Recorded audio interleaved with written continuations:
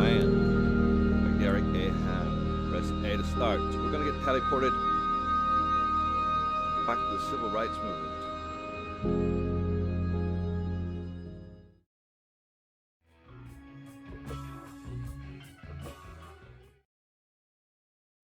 Memphis, Tennessee, 1968. After years of unfair wages and poor working conditions, the city sanitation workers began a labor strike.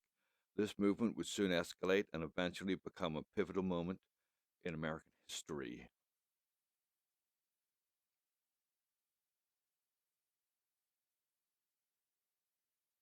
Well, they didn't have any white sanitation workers. The whites was heavy equipment operators. They dealt with the bulldozers and big cranes and things. You know, it was a whole different ball game for them because on rainy days they still got paid. They would come in and just be there and they would get paid, but they would send us back home and we didn't get any pay. No sick leave, no grievance fees. That was Dr. Key's thing, was to help poor people, people on the bottom of the ladder.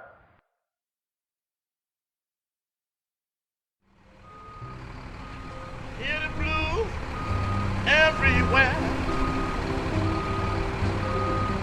I find the blues all in the air. I've been way to the holy city of the blues all over.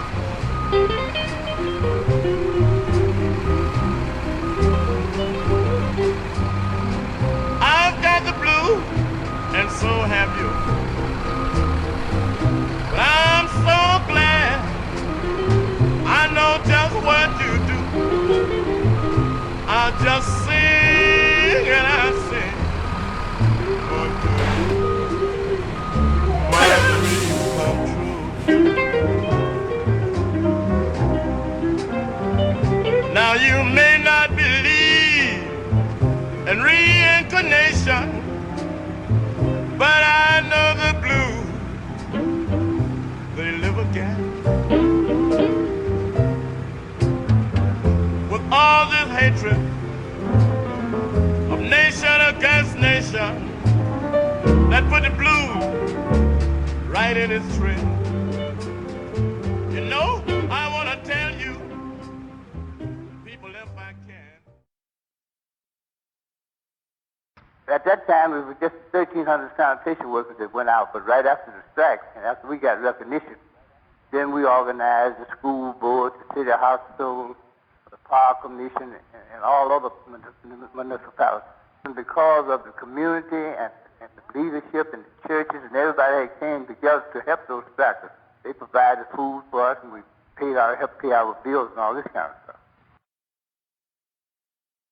I think that people who strive to gain social acceptance through although they're called nonviolent or passive resistance, they're the most violent.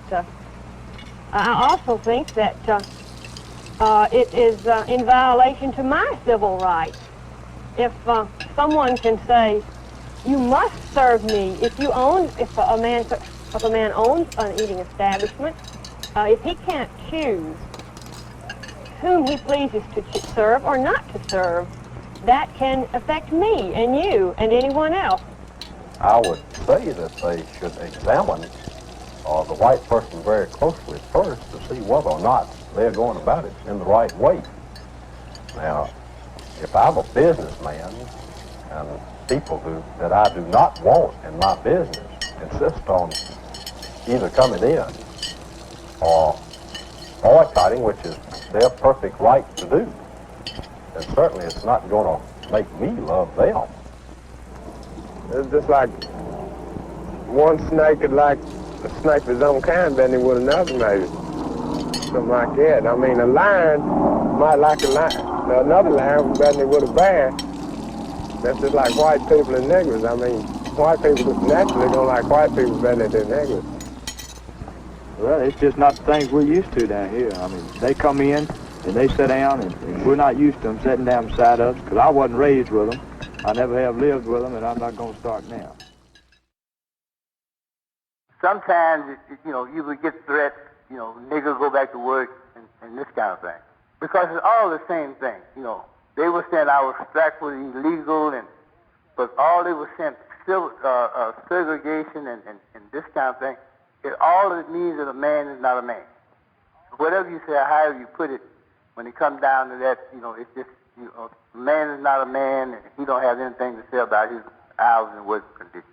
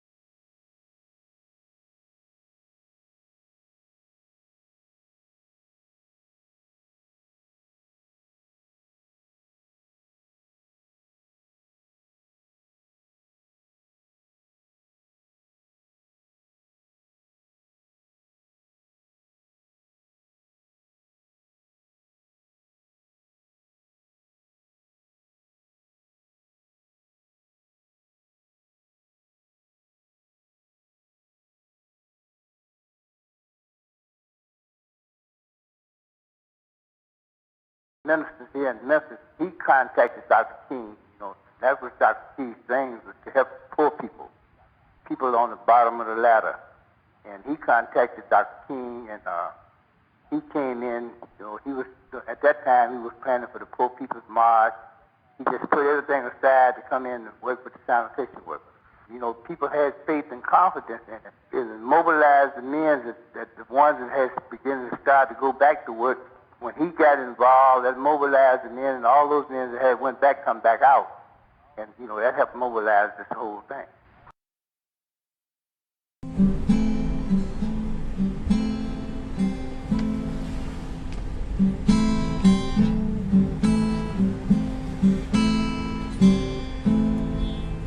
If you got a strong brain and your mind is broad,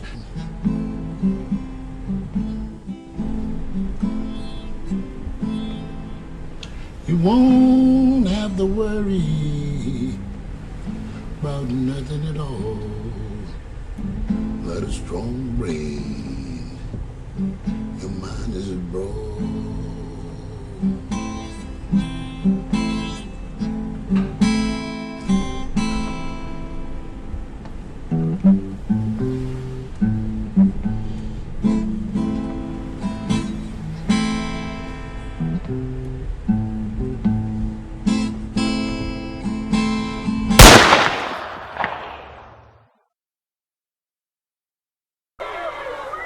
I have some very sad news for all of you, and that is that Martin Luther King was shot and was killed tonight in Memphis.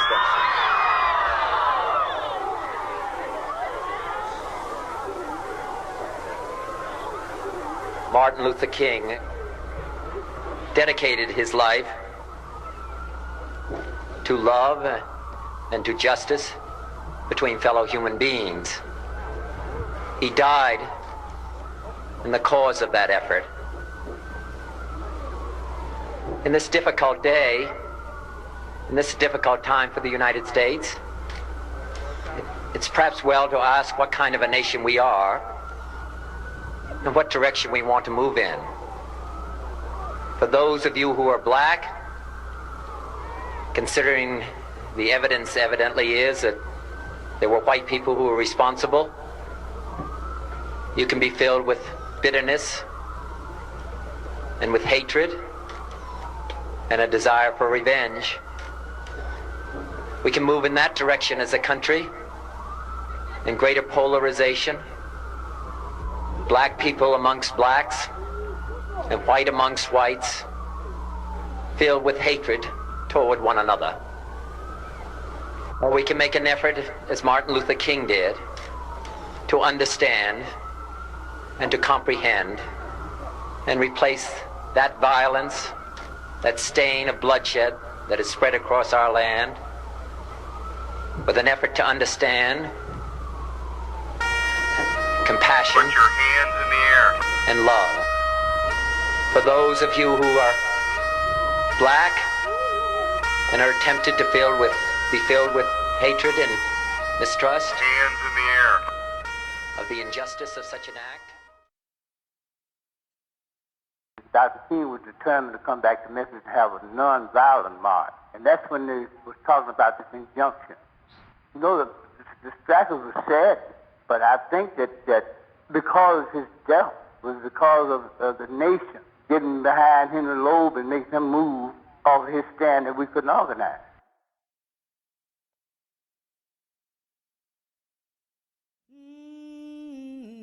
Oh, freedom.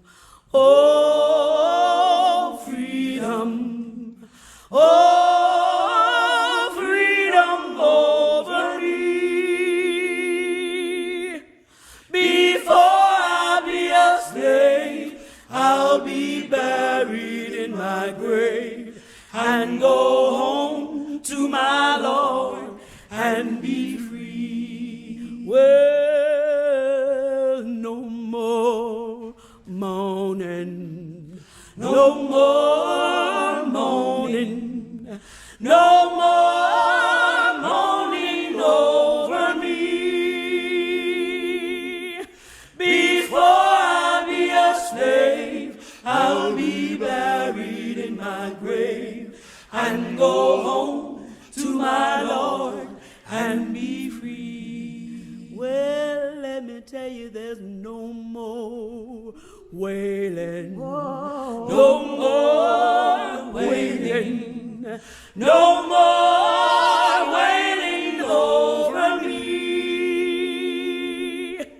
Before I be a slave, I'll be buried in my grave and go home to my Lord and be free. There will be no more weeping. We had a decent settlement. And, you know, we got benefits. I can't just spell out the specifics of it, but I just can't remember that stuff back. But anyway, it's done wonderful things. Like I said, you know, we moved up. We got good wages. We got good benefits. And, you know, it always can be better. But from Dr. King's way of doing things, you can always remember that he was for poor people. He was trying to upgrade poor people. That was just the kind of a person he was.